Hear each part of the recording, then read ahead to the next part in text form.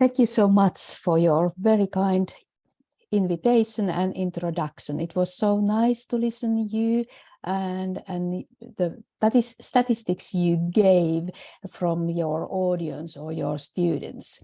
So indeed, it's my honor to be with your all participants and organizers. It's great advantage that we can talk together, we can discuss together, and we can share ideas about new technology and AI in learning. You have slides there translated in Russian, and I have slides in my computer in English, and that's why when we are moving forward, I will always say next slide, but now we are just in the beginning and in the first slide. I hope that you technic background staff can put my slide there for sharing them, and I can see that yes, they are there. Yeah. So everything is fine, and here in Finland it's afternoon. Maybe you also have afternoon time, and it's great to start this lecture. So just a little background for my work, AI in learning theme. In Finland, we had 2018, 2022 a new research project funded by our national agency, Business Finland, and the title was AI in Learning. I was the leader of this program, and we worked with several companies and researchers who would like to develop and explore what AI means in learning. And part of this project, we have also very much international cooperation. And I can see that there is already the slide who were the key principal investigators in that international part of our project AI in Learning. You can see myself, but then there is also Professor Roy P. from Stanford University, USA, the Professor of Education and Learning Sciences, and very much working with educational technology, but especially also what does that mean in learning, and then certainly what AI means in learning. And we can see that AI is very international issue. Part of our project was also Professor Yu Lu from Beijing Normal University, being director of Artificial Intelligence Lab at Advanced Innovation Center for the Future Education. And together we edited this book, what is titled AI in Learning, Designing the Future. And the next slide, please.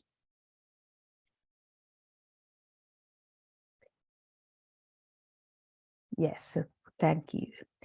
So the next slide is telling that we are in the beginning of AI applications, but not just in the beginning, in such a sense that it has been already from late 60s, machine learning available, and now in the last 5 years it has grown exponentially because new technology and new computing methods.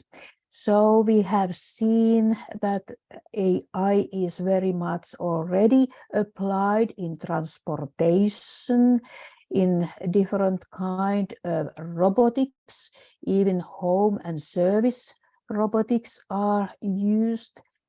In healthcare, AI has been used quite many applications, but also in education we have had, even now we speak very much these ChatGPT, but in education already there has been different kind of machine learning application already.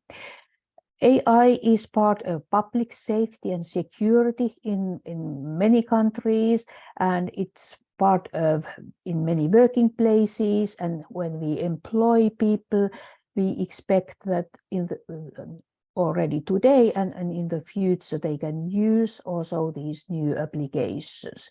But also in entertainment, in games, a long time there has been machine learning applications, and that is also in which way also they have been part of education when we use educational games. Next slide, please. So that means that in our research and in our work, AI has given a lot already. And in education, we can see that even though now we think that it's coming like a new thing, it has been already in different kind of variations. So we have intelligent tools, I think that in 10 years, in many online learning platforms. I think that many of you use different platforms, but we can see that this data has been analyzed through learning analytics already, or there are tools for that we can follow people's working in their own computer, how they use keyboards or even their eye tracking, and then we can model in which way they have progressed in some tasks. I think that this is something what has been available, I think, around 10 years, but not so much used. I think that it has taken some steps, but I think that many teachers don't actually have used that. Some administrators have used that for getting understanding, for example, in which way students can pass the examination and what are the areas there are so-called bottlenecks that they can't get forward. Then we have had teaching robots. I think that is in language learning, something what maybe you have tried somewhere, that you discuss with a robot and it helps you, for example, in pronunciation, in which way it should sound when you say foreign language word. But then this kind of help from the system is also come from during last decade as intelligent tutoring system, which means that when you are working, for example, with tests, then when you give a wrong answer, error, there will be additional information for you immediately. You get some advices, tips, how you could go forward, and you have a new trial opportunity based on the information you get. So that means that intelligent tutoring system, there is interaction. Machine also learns what you are producing there and trying to help you. Nowadays, more and more there are massive open online courses, MOOCs, and other kind models of online education. And these MOOCs gather a huge amount of data, what have been then profiled and segmented, so that you get different kind of learner profile there, and who has difficulties to progress or who can get easily some tasks, maybe too easy tasks, but anyway, behind of these MOOCs, there are a lot of those machine learnings computing.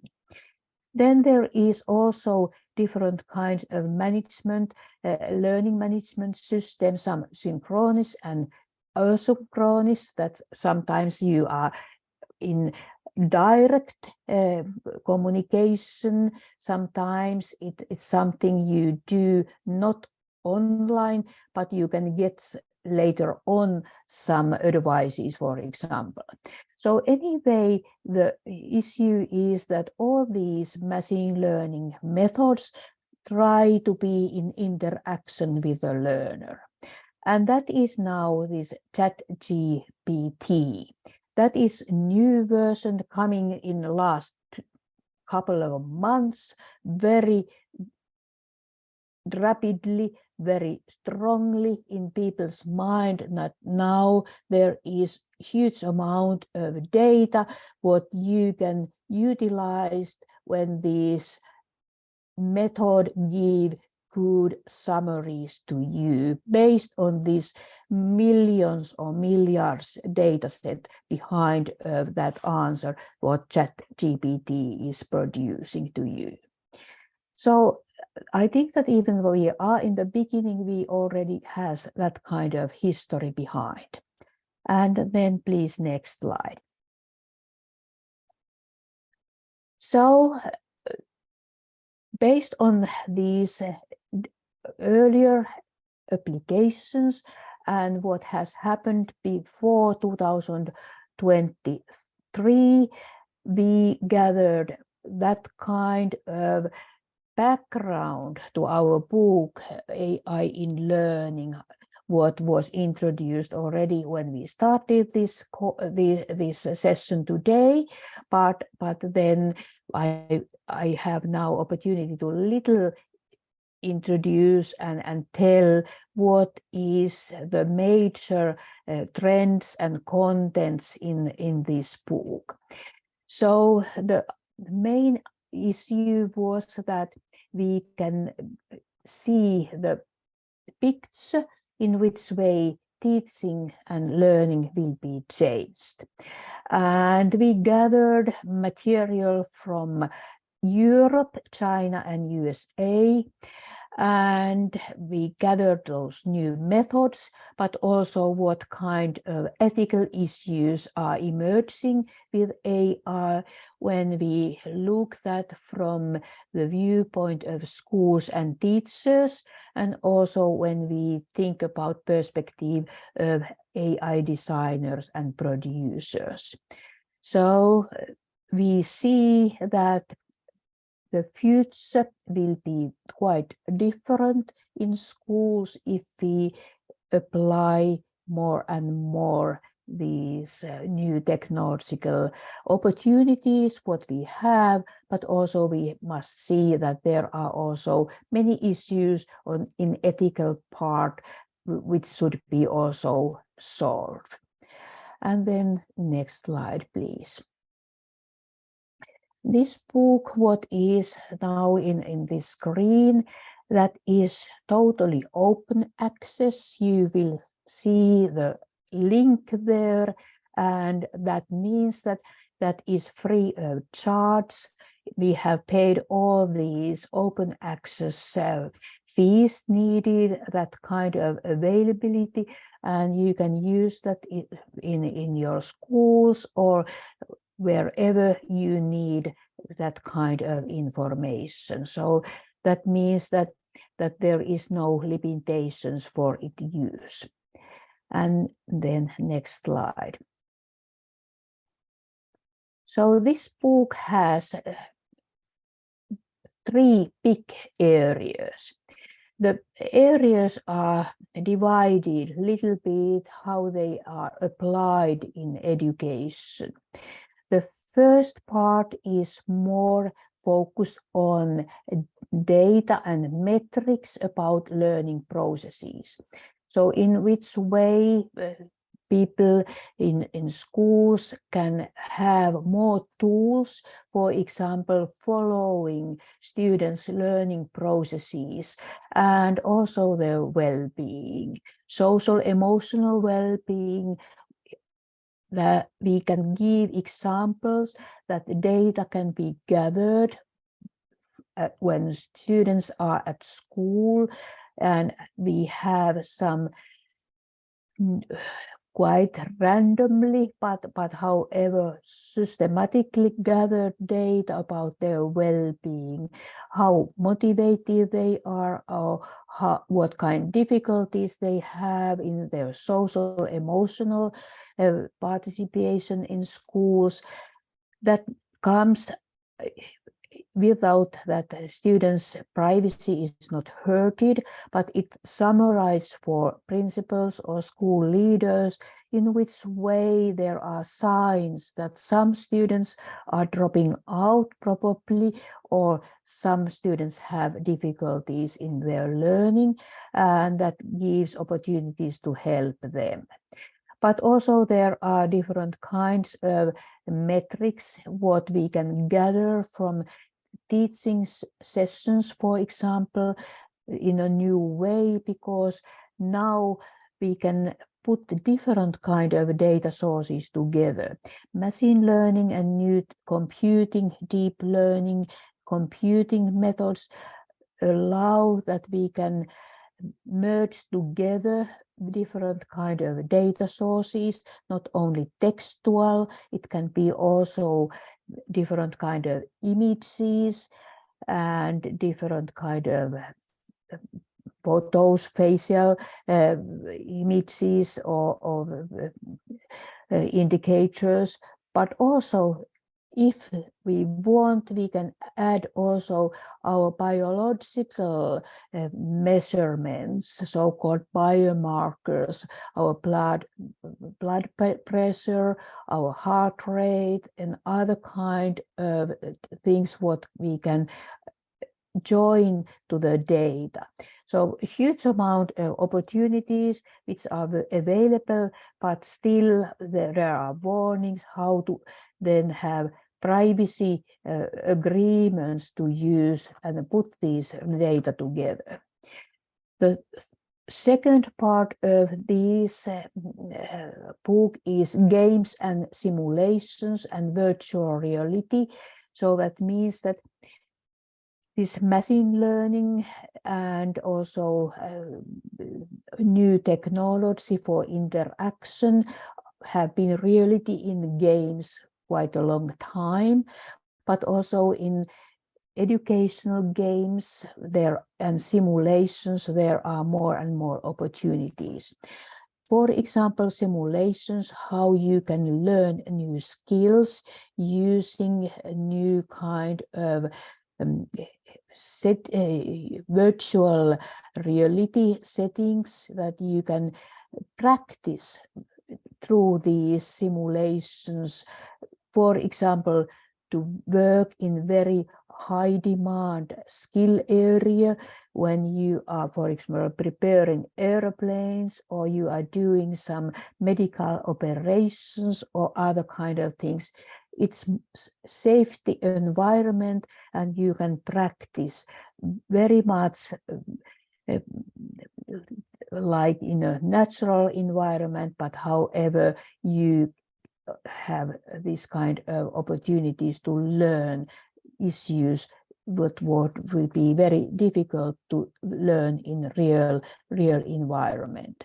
And that means that also in the future we will have in those kind of software more and more this AI-based tutoring, that the software gives you opportunities to learn what is then the way you should modify your own learning, that you could achieve the skill what you are trying to get. And then the third part is especially focusing on AI tutor for learning knowledge and skills, because there are huge opportunities to see and to apply AI on areas where just this skill development in vocational area are very important.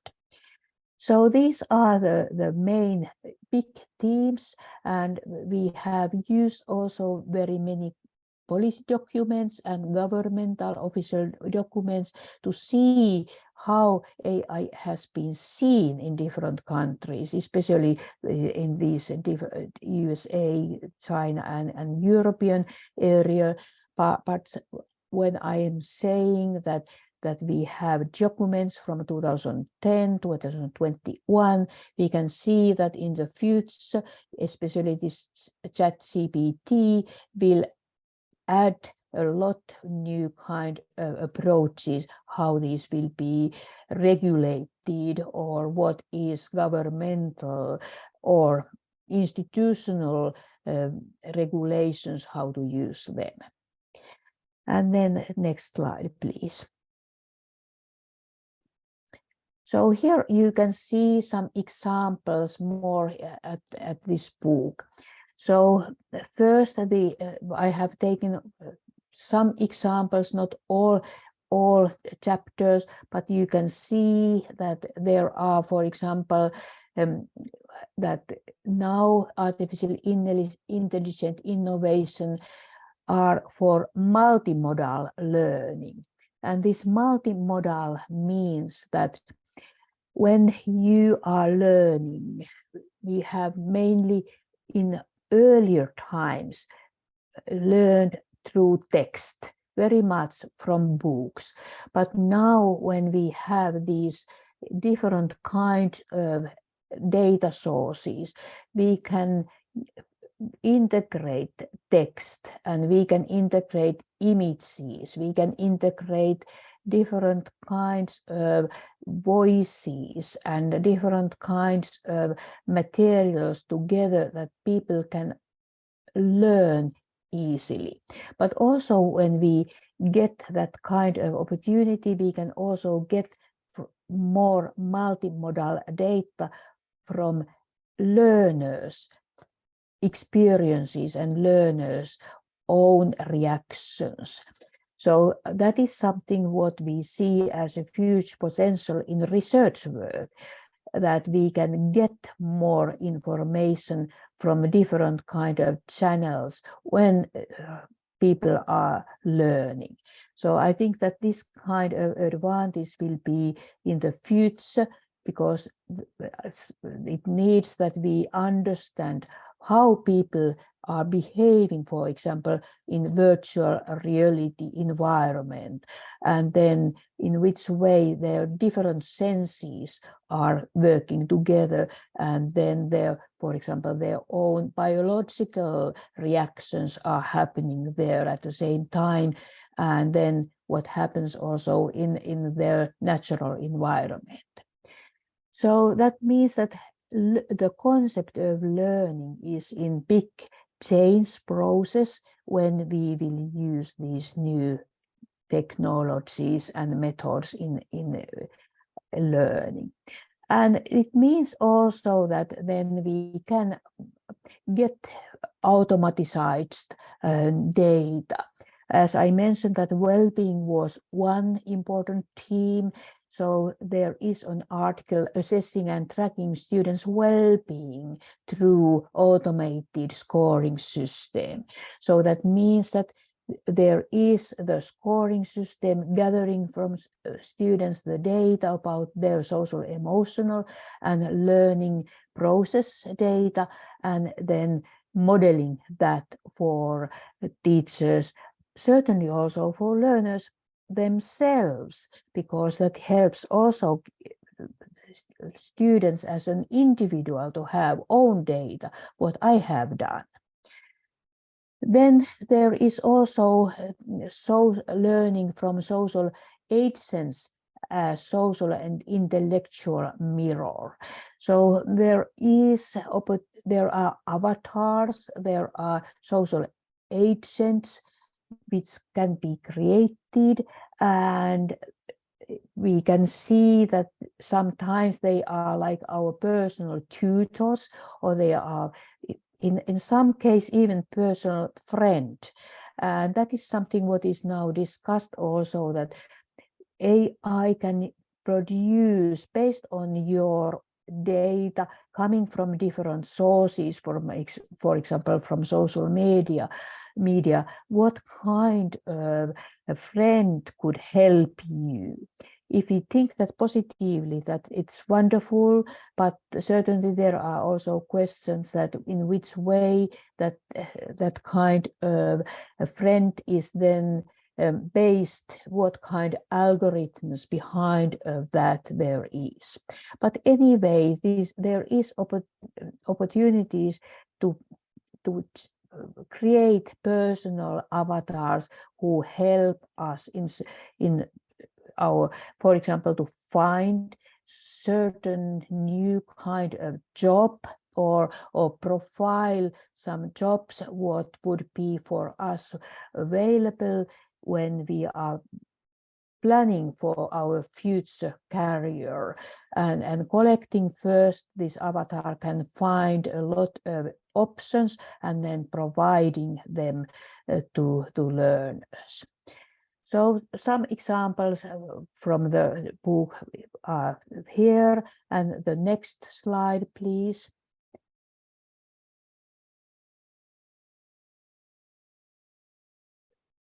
The next slide, there is also just some issues about how these AI simulations can be used. There is, for example, AI-supported simulation-based learning and learners' emotional experiences and self-regulation in challenging situations.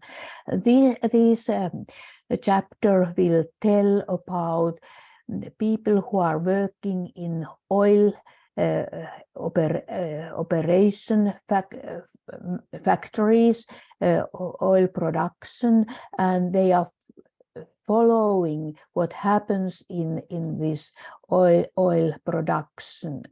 And there are very challenging situations if something is going wrong, and therefore people are under the pressure to make very rapid decision. And there was then the metrics in which way people who are responsible to make a decision, they react. And that is something what we can now gather also through AI, that we can get those reactions and then also mentor or help those workers to get support or share their experiences, because it can be also emotionally very stressful. I think that this kind of rapid decision making are needed in many jobs and professions when there is for a question about security, healthcare, certainly also in some educational sector. Then there is also about intelligent tutoring system. What is this learning in virtual reality, and what is training hard skills in virtual reality? That is quite new thing that we can now have more and more understanding how skills can be learned. But that is something which is very much through these virtual reality environments. And that kind, we need also theoretical framework for AI-based immersive learning when we are learning in virtual reality, which is certainly in some sense different than our natural environment, and we can have also these kind of questions that when we use those AI technical devices, but then when we go to real environment, the haptic sense is different, and there is something what we can also get now, new kind of understanding how skill training can help through simulation, or what is still more needed. Then we have also information and some feedback about the AI-based educational platform, which means that there are systems, automatic systems giving questions, giving tasks, giving information, but then also tests, and then how students can get information and support for these kind of task settings, and getting their ideas more, I could say, relevant for the task they are doing. And then there are things what are we meet in learning material production. We have some math tasks what are important and important in certainly math is important in many ways, but how we can learn math through also AI-based tutoring. But there are some problems with different kind of science, and these are now also easier to solve when we have now AI-based helping background, and also new technology in computing called deep learning. So that is also for textbook, recent advances in intelligent textbooks.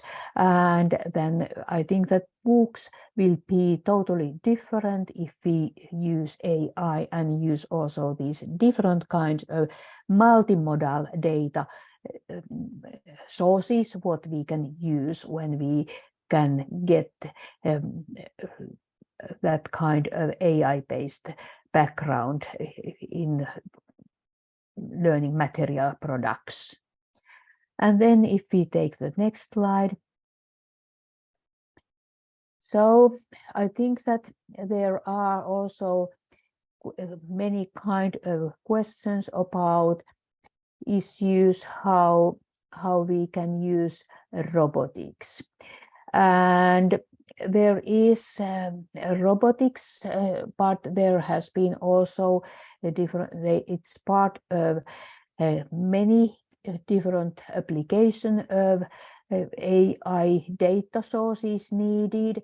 So I think that in many countries, even daycare centers or primary school students can talk with robots, and then robots are also used in hardware production. So robots could have different kinds of roles, but I think that in all these different kinds of applications, the important is that our computing methods have been so much advanced in last years, in last decade, and we can integrate now multimodal data together. And that means also these new ChatGPT, because there is a huge amount of different kind of multimodal data and algorithms which are the model how different kind of data has been integrated and also compiled at different levels.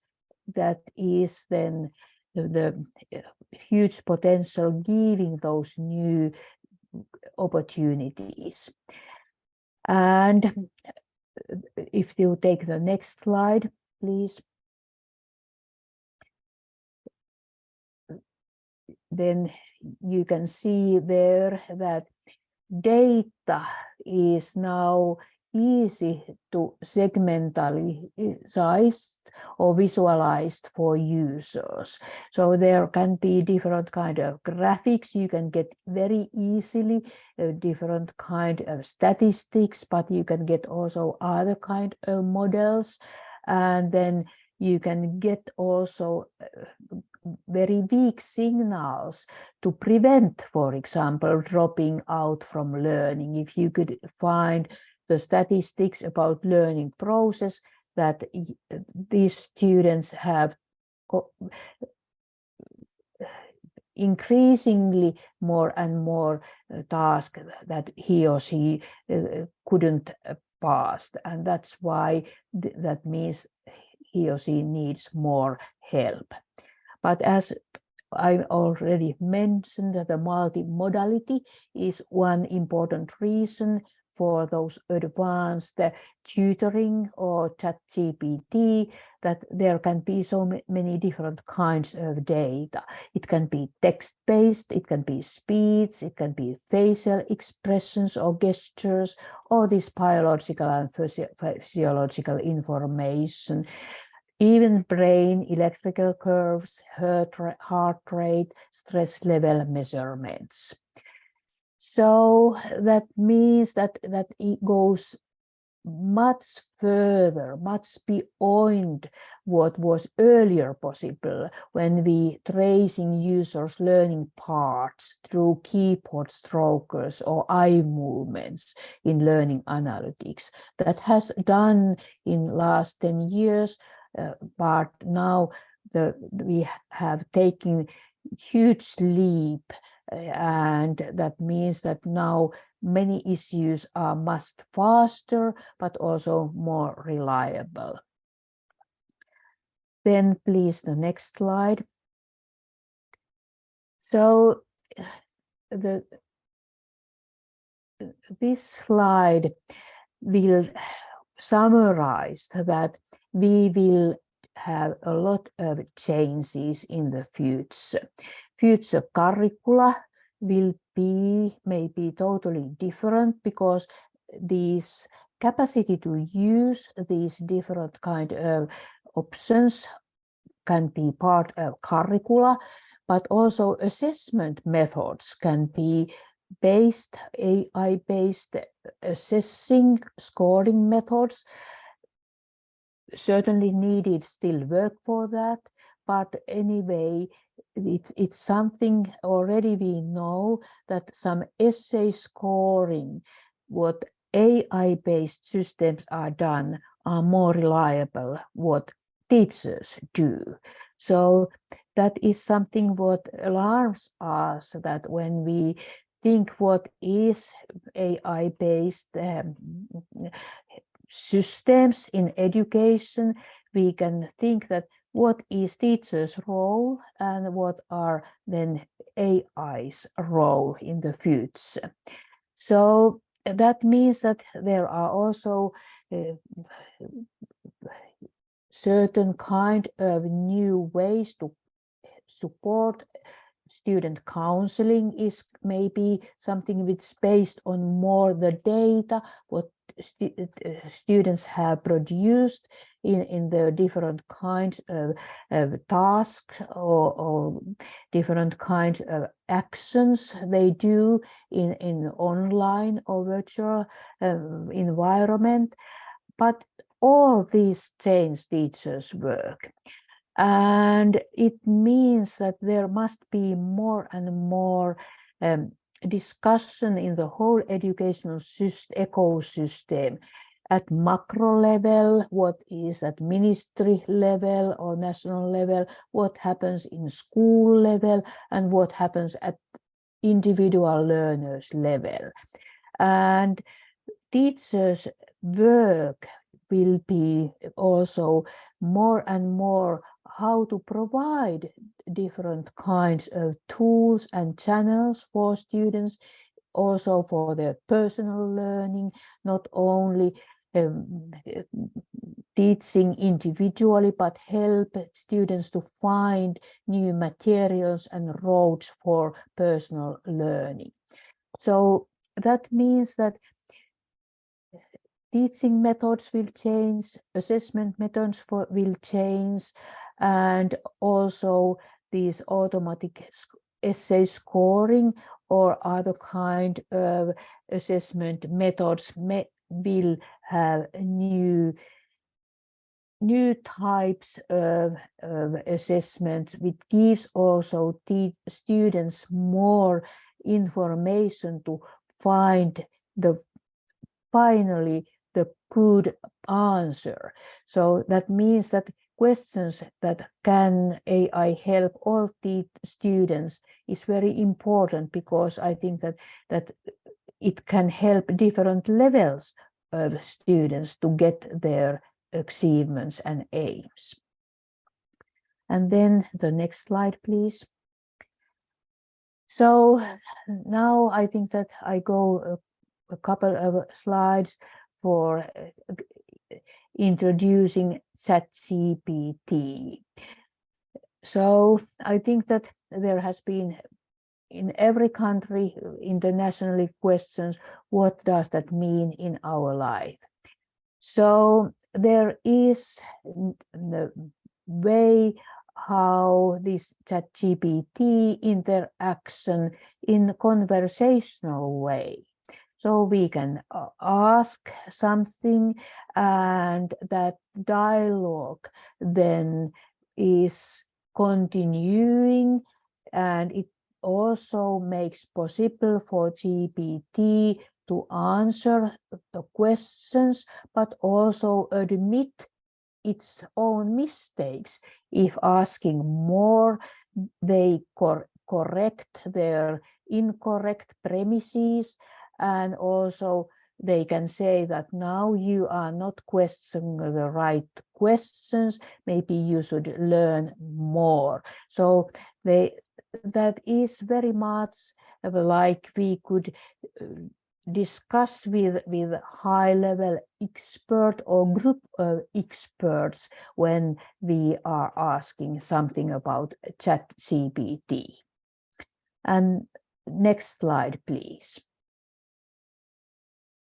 I tried this ChatGPT and asked that, tell me what is a good instruction. I think that I am a new teacher student and ask just what is good instruction. And immediately I got the answer. A good instruction is one that is clear, concise, and easy to understand. It should provide all the necessary information for a person or group receiving the instruction to successfully complete the task at hand. The instruction should also be specific and free from ambiguity, so that there is no confusion about what needs to be done. So I think that is something what your lectures in teacher education give in your introductory lesson. Then that continues. Additionally, a good instruction should be delivered in a respectful and professional manner that encourages cooperation and a positive attitude towards the task. Again, something what is very important when you are a teacher and you meet your students. And then this continues. It's still important to take into account the level of experience and expertise of the person or group receiving the instruction, and adjust language and tone accordingly. So you have different learners, you have different audience, you must modify and adjust your teaching behavior and try to get your audience. Overall, a good instruction is one that facilitates effective communication, clear understanding, and successful completion of the task. So that was the answer. What I could say that's very good. What I could give to my students in my own university. But then certainly I would like go to more deeper and also try to give answer or questions what are theoretical frames of different kinds of approaches and go deeper. But that is very good start. Then I also continue the dialogue with ChatGPT. And the next slide, please.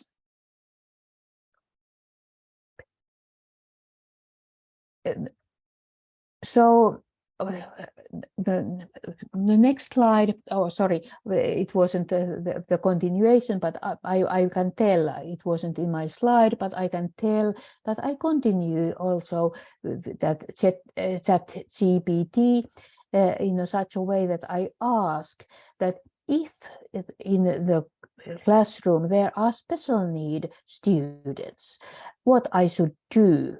And then I got also very, very clever information for that kind of situation. It was quite long. I couldn't take that to the slide, but that was something I also get very relevant information. Then I continued. What is then situation and what I can do if there is a student with Asperger syndrome? And again, that ChatGPT gave to me very good answer what kind Asperger syndrome is and what in different ways we can meet and help that kind of students. So that is something what I think that gives very good basis, but what is now behind that? So many teachers, university professors are now worried about what should be done in schools and universities, that students can get too easily all these different kinds of materials and they can get good answers and they probably don't anymore need to think by themselves. So what is needed is that what is we are now in the future and maybe next months, because that's going so fast, what are the rules and guidelines for the use of ChatGPT? What are those guidelines and how to teach thinking skills and analytical thinking? So what we have now, that is general issues, but then what are the argumentation behind, because everything is based on the algorithm, the model what has created for gathering the data from millions of different kinds of research and other kind of documents where are the issues about the theme we ask. So we must become aware of algorithms and also what are the biases on ChatGPT. And that is very, very important issue, that people could have more media literacy. And I mean media literacy, that it gives the capacity to ask critical questions. Was that the information that is needed? Was that everything what is from that area? Or is there some important theoretical or practical issues missed? And that's why I think that the new thing is that we teach more and more media literacy, information literacy, that kind of issues. And that is the task of schools more and more in the future. And next slide, please. So when we have more ready data, what we have now, it comes now our human task to create capacity for thinking skills and critical thinking. That these skills, what is needed, that how we seek, create new knowledge, and also manage conflicting information and form our own views. Because this conflicting information is something what we have also in all these databases behind, and contradictory. Our world is also full of different kind of contradictory information, and that is something what we should also teach to our students, that they could have critical thinking and they would have capacity to judge quality of argumentation, and also have some kind of critical thinking, what is acceptability of reasons. Can we accept the reasons and assumptions, evidence in those texts what we can get from ChatGPT? So that is, I think that now we are in the beginning of that kind of new era, but that is more and more that we now help students to create their own analytical and critical thinking, and they have media literacy, information literacy, computing literacy, which helps them to understand how ChatGPT are working. And then next slide, please.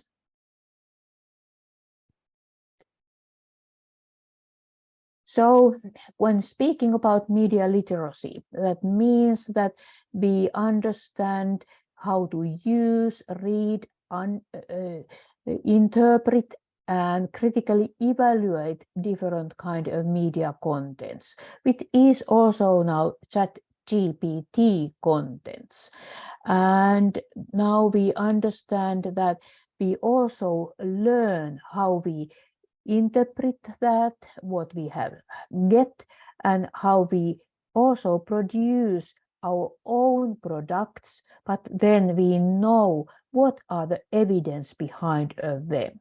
So I think that we need that kind of, we work in media environment, and I mean now media wider concept, that it's word media, social media, and other kind, because now we are also the part of this kind of social media environment, and ChatGPT will be there, and also we are producing materials there, and therefore this kind of human critical mind and understanding the assumption behind these algorithms are very important.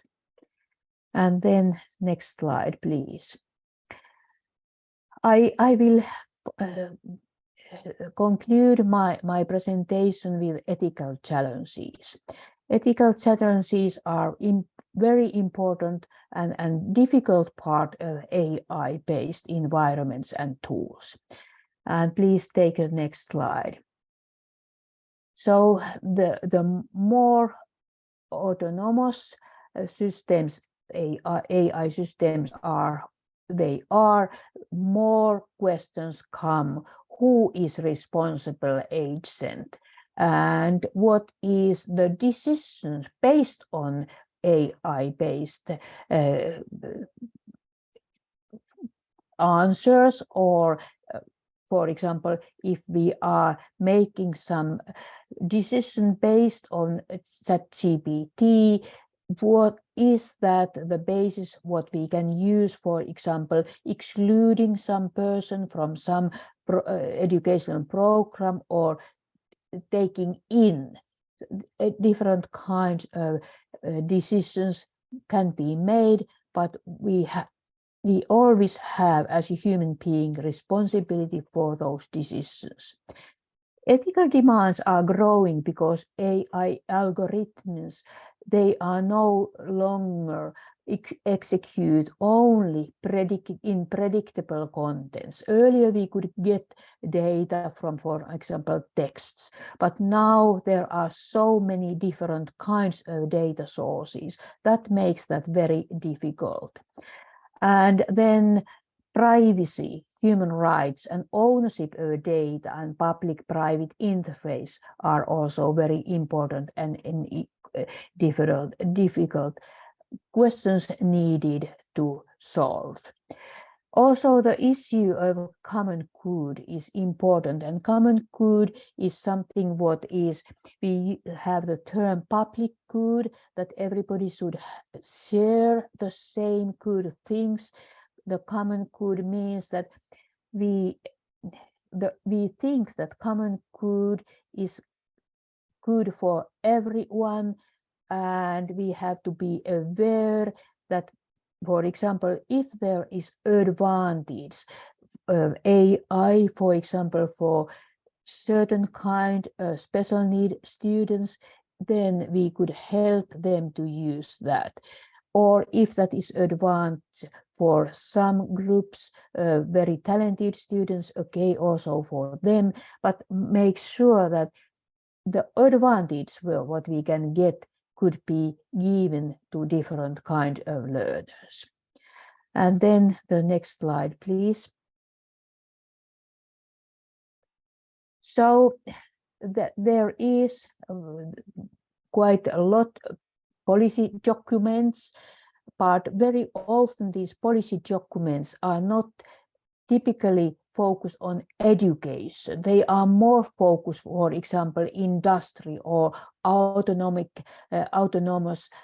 car driving, or something what is more industrial area. And that's why now I hope that in local level and national level, more questions about AI and education, specifically education and learning in schools, should be more taking care and focus on what is students' rights, what are teachers' rights, what are parents' rights, and these kind of ethical questions. And then the next slide, please. So schools and other education organizations have serious questions: who can use the data, who has right to use the data, how the data is used when we collect, for example, from our students easily gathered data, who can use, and what are the consequences for the students for their life. So it's not only ChatGPT, it's also all these multimodal data gathering options what are coming through AI. And then the next slide. And then there is a lot of ethical questions, because we know that algorithms have biases, and there are also inequities, that they are not equal, and they are also surveillance, which means control technologies, which is, for example, in the United States already in many schools, that students can be followed very easily what they do, because there are automatic speech recognition, for example, that happens also in China, that happens in many countries. So AI has been ubiquitous, and it is part of everyday life, and it's common tool. But what we have to see and keep in mind, that human beings have the ultimate responsibility when developing and using AI. So that is my message, that new opportunities, but human being has the ultimate responsibility when we are developing and using AI and making decisions also based on AI. So thank you very much indeed. And now I'm very open to your questions.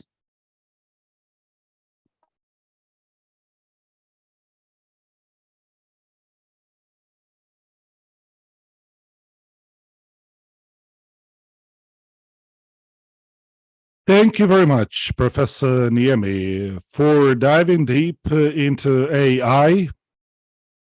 And certainly our participants submerge in this process. This is quite a convoluted one, and we start working just like around the world. Around the world, they have been using ChatGPT for the last 2 to 3 months. And it has become popular and quite interesting, especially or also in the educational environment. We do have questions to you. And the first question, which I would like to ask, it is on behalf of the participants, is about how spread the use of AI is and ChatGPT in particular in universities and schools in Finland. Given that you are from Finland, this question goes to you. Thank you for this question. Very important questions. I think that we are also just in the beginning of this journey. I know that in universities, some universities have already done some guidelines and accept that yes, students can use ChatGPT, but then there must be also some openness to tell in which way and how they have used that, and then that will be informed, for example, in their essays, and then there are additional requirement how they have to reflect what they have get from ChatGPT and also from other kind of channels or references, data sources. So we have also university rectors conferences, and that is discussion there. So we are also in the beginning. So I think that students have used quite a lot already, different kind of data reference gathering from different sources when they do their thesis, for example, but now they can get that more readily made summary. But I think that the main issue is that university must teach thinking skills and analytical skills, and that's something what is our mind now. And that concern also schools, but I think that schools are a little behind this discussion because universities, I think, are in front line at that moment.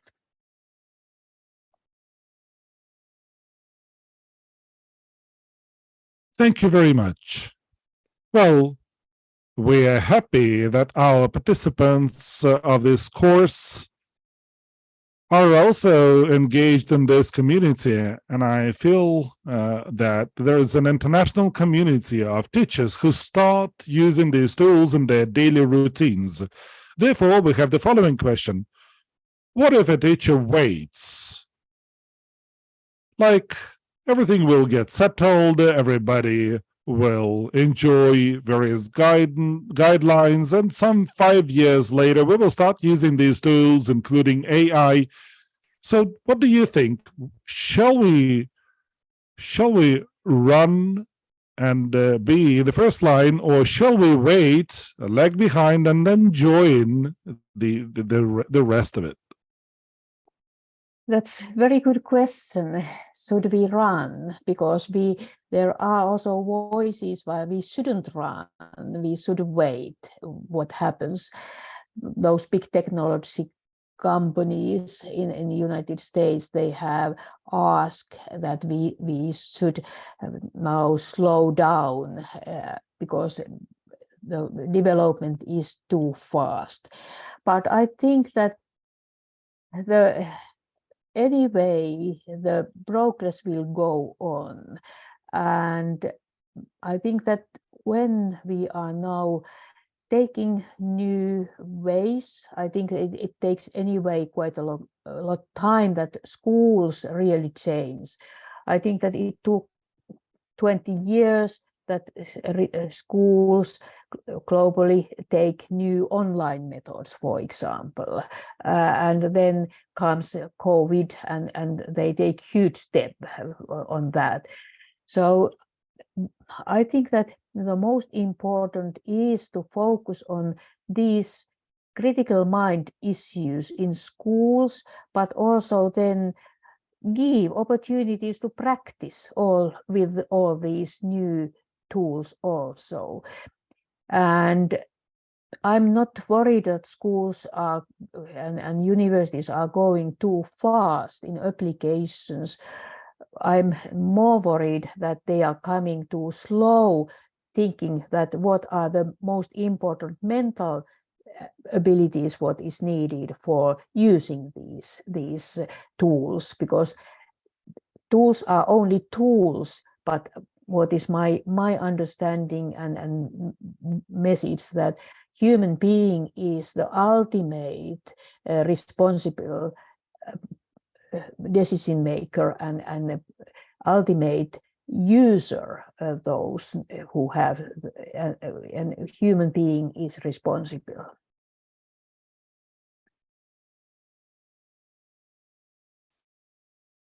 Thank you very much. Could you please tell us the following? There's a widespread popular idea that if we can see ChatGPT developments, like if we do not learn how to ask questions to ChatGPT, if we do not learn how to use these systems, if we do not know how to adjust to these systems, well, we do see a barrier. Like, this is a barrier. You have to chat with this system, which is unknown to us. Sometimes you get incredible answers. So this skill of posing questions to ChatGPT, this skill will it be rapidly picked up by teachers and students if AI develops so rapidly as today? Today, they are saying that this is like prompt engineering, etc. Whether it is important for us to be on the same page with this trend. Yeah, that's very good question, and I think that these kind of questions we had when internet came. We were very worried about how to use internet, and the students get too easily answers from there, and there are so different kind quality level with the information what we can find from internet. And I think that you mentioned very important issues, that what kind of questions we are doing and making, and how we ensure that we get the real comprehensive answers to our questions, not only narrow biased answers to questions. But what I can also see that the schools and universities must give basic competencies what students need in their future. And now when working with the companies, they say that they have taken already this ChatGPT, for example, for their own work, for their own training methods and in what they use in working places.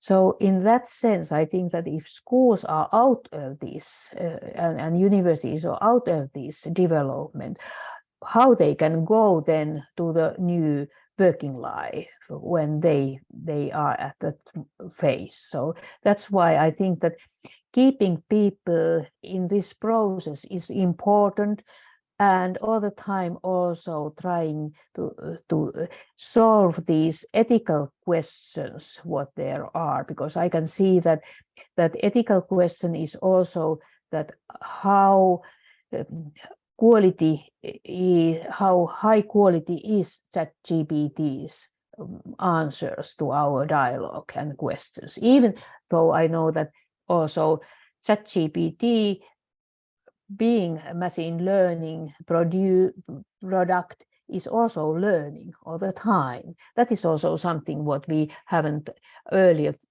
thought, that machine is, we have now two learners, human learner and machine learner, and how them are in the dialoguing together. That is a new thing.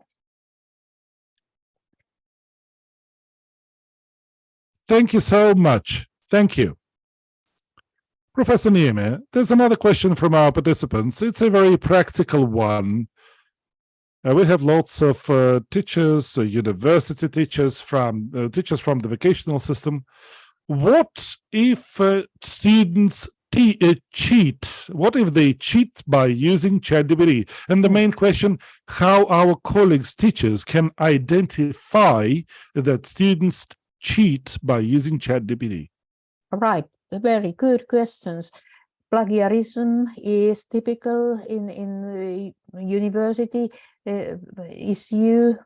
For example, when students are doing their essays, theses, and we have developed systems for identifying plagiarism, and I think that we need that kind of new methods also to ensure that students what is students' own part and what is their making just that kind of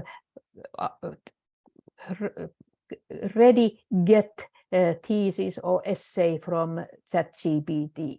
So that is something what we need now to do, and I'm sure that we can find also methods for that when we are together developing them. So, but this issue must be transparent, so that teachers knew, students knew, and in which way then that will be checked.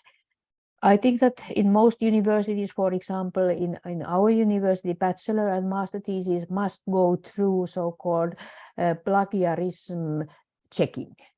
And that how much they have, for example, used the text from without referring to some data source, and that is then checked from automatically, and that's part of when giving the acceptance or some mark.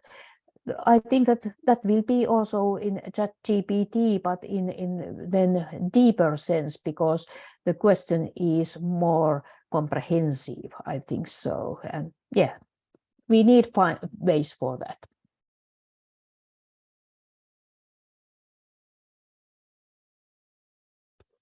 Yes, indeed. There's another issue. It seems to me that ChatGPT has never given any similar answer to similar questions. And identifying that this answer was written by ChatGPT, not by somebody else, is a difficult process.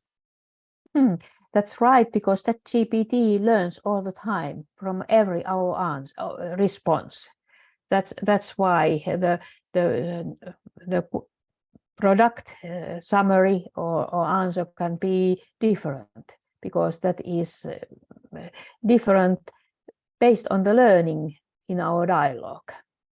And however, I think that there are open questions, and still certainly be a lot of open questions about how we ensure that there is students' own reflection also. But what about then if they have to make also reflection based on this ChatGPT product? I think that they, in all these, what so far I have seen as some kind of tentative regulation, is that students must openly also tell about that. And I think that is something I certainly technologically we can also get some kind of evidence if that is mainly based on direct ChatGPT answer,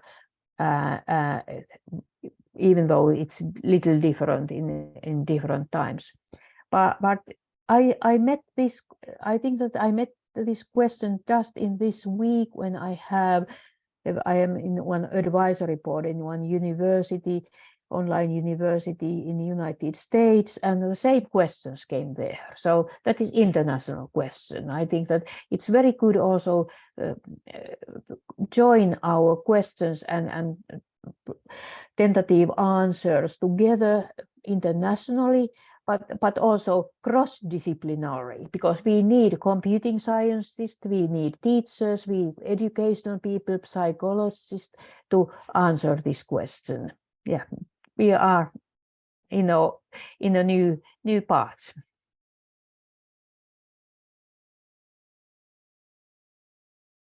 Indeed. I have the following example. I wrote a text by using ChatGPT, and then I thought, well, who would find out that I wrote this? I rephrased it. I gave it to ChatGPT for a few times. Then I reworked it again, and then I uploaded it to ChatGPT, and then I asked, did you write it? And it confirmed, yes, I wrote this. It was an interesting game, and I think that if teachers are confused whether a student wrote it or ChatGPT, then you can simply ask GPT by uploading this information to ChatGPT. What do you think about this approach? Can we trust ChatGPT? Yeah, I think that we need much more now experiences for using that. I think that your example is excellent. Yeah, I think it is an excellent way. And I think that we are just in the beginning. I think that we need a lot more research and a lot more sharing experiences. Now we have just some examples, and they are coming from different kind of domains. I know that some computing designers are using that very much, or already in coding, how they get new coding opportunities. But then there are teachers who are seeking more information, but then there are companies who are using that already in their training methods for new questions in their own business models. So I think that it's important that now there are new research on that area, and we try also and discuss about those questions, how we can trust, how that can help, and what are the ethical challenges, in which way that also give real opportunity to get forward from the basis what we can get from ChatGPT, and then get more additional value from human reflection on that. But we have to admit that we have now new learner, and very good learner. Machine is or this method. There are so many layers in algorithms where they can use different kind of data. So much more what we can do when we use our own traditional ways to gather data, for example, from different kind of research studies.